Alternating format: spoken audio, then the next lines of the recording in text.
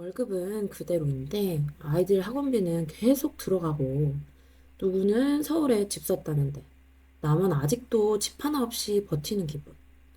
게다가 요즘같이 AI가 빠르게 도입되는 시대에 과연 언제까지 회사를 다닐 수 있을까? 불안하진 않으신가요? 그렇다고 다른 일을 찾자니 딱히 다른 기술도 없고 뭘 하면 먹고 살아야 할지 막막하진 않으셨나요? 그런 고민을 하던 제가 지금은 직원 2명을 둔 사장이 되었습니다. 그럼 평범했던 제가 어떻게 여기까지 올 수 있었을까요? 오늘 이 영상 끝까지 보신다면 그 막막함을 해소할 현실적인 방법을 찾으실 수 있을 거예요.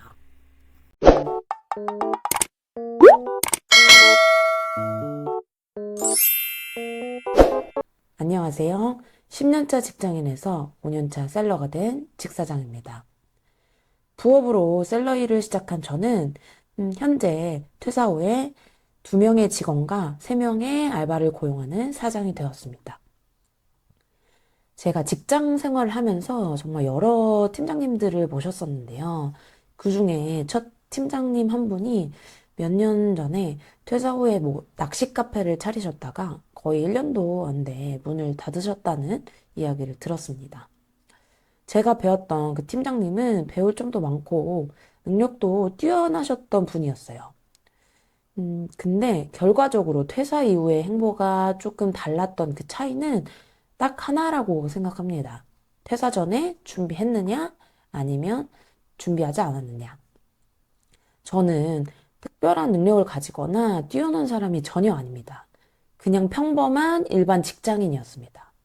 그런 제가 퇴사 이후에도 망하지 않고 오히려 연봉이 2배 이상 뛸 수 있었던 비결은 첫 번째, 작게, 그리고 부업으로 시작했기 때문입니다.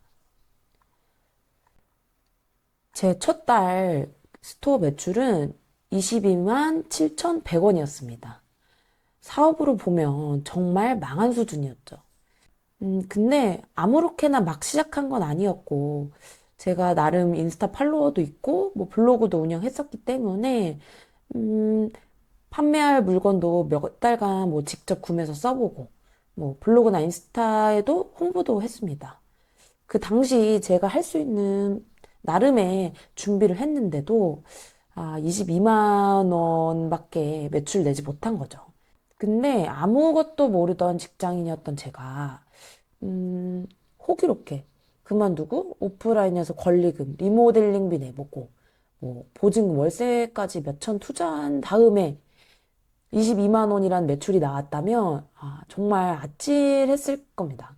근데 저는 부업으로 작게 시작했기 때문에 돈이 적게 벌려도 와, 하나 팔았네. 또 팔렸다 하면서 뭘 팔까 기대하고 이런저런 방법을 테스트하면서 배울 수 있었습니다. 그렇게 몸소 부딪히면서 하나하나 몸으로 직접 익혀간 덕분에 6개월 차에는 670만 원이라는 매출을 달성할 수 있었죠. 작게 소자본으로 그리고 방구석에서 시작했기 때문에 6개월 동안 완전 망한 사업이었던 제가 어느 정도 성과를 낼 수 있었고 그게 바탕이 돼서 지금까지 오게 됐던 것이죠. 둘째는 온라인에서 사람을 모으는 법을 배웠기 때문입니다. 그전 부업 영상에서 말씀드렸던 것처럼 저는 블로그나 인스타그램, 유튜브 스레드, 구매 대행, 뭐 중국 사입까지 진짜 온라인에서 할 수 있는 부업이란 부업은 거의 다 해본 것 같아요. 그러다 보니까 자연스럽게 알게 된 사실이 사람이 모인 곳에서 돈이 벌린다는 것입니다.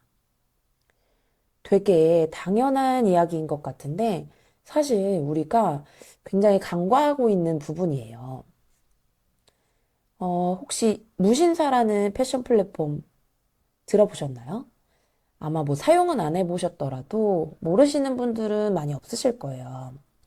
근데 무신사가 원래는 무지하게 신발이 많은 곳이라는 패션 커뮤니티의 약자였어요. 처음에는 뭐 스트릿 패션들을 모아둔 카페 같은 뭐 그런 커뮤니티를 운영하는 형태에서 입소문 타서 사람들이 모이더니 이제 다양한 매거진들과 협업하게 되고 그 전신이 지금의 무신사까지 이어지게 된 거죠. 이렇게 무신사처럼 비슷한 취향의 관심사를 가진 사람들을 모을 수만 있다면 유무형의 재화를 판매하는 게 정말 급속도로 빨라져요. 그 무신사는 모르시더라도 200만 유튜버 곽튜브는 한 번쯤 다 들어보셨을 거예요.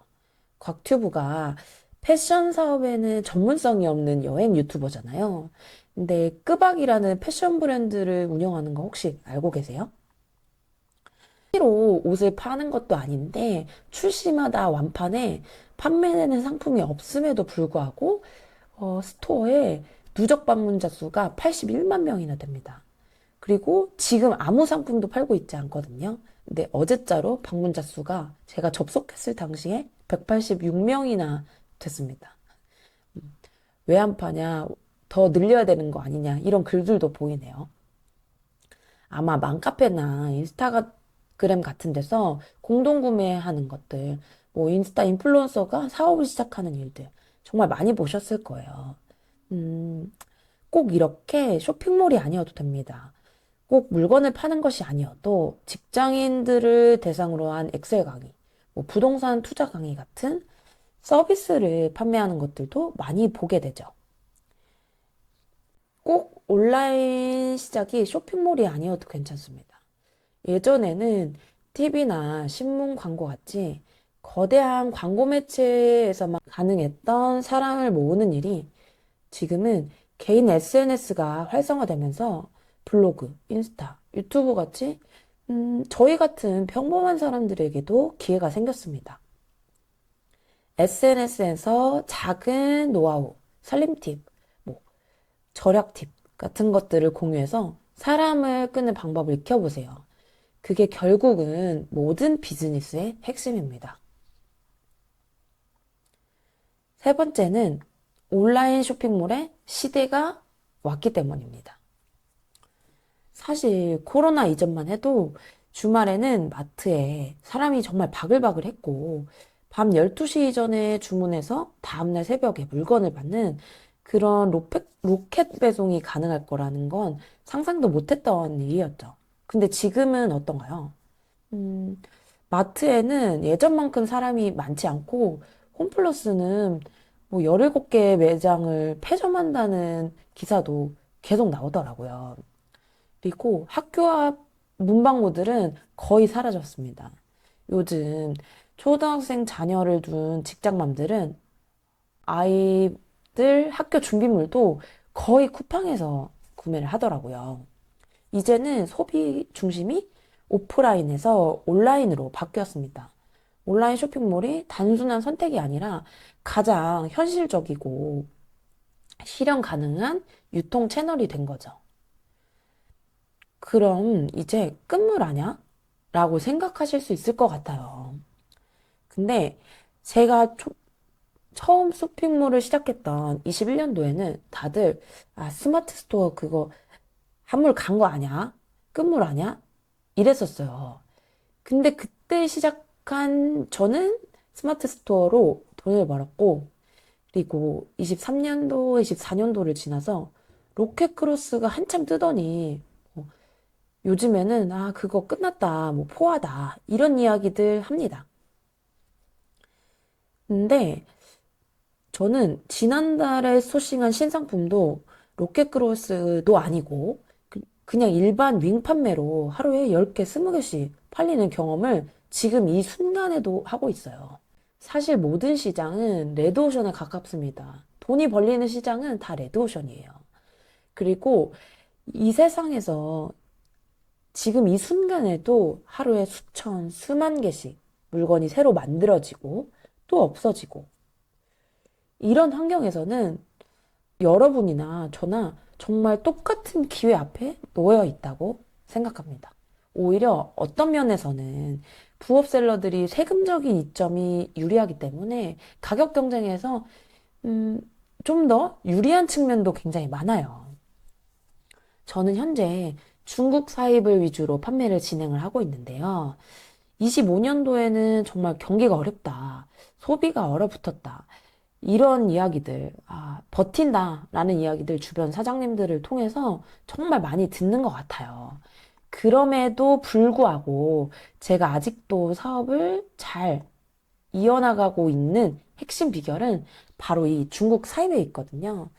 이 부분은 다음 영상에서 좀 더 바라보도록 할게요. 앞으로 저와 같은 고민을 겪고 계신 직장인분들을 위한 실용적인 콘텐츠들을 열심히 준비해 보려고 합니다. 좋아요와 구독 후 지켜봐 주신다면 제게도 큰 힘이 될 것 같아요.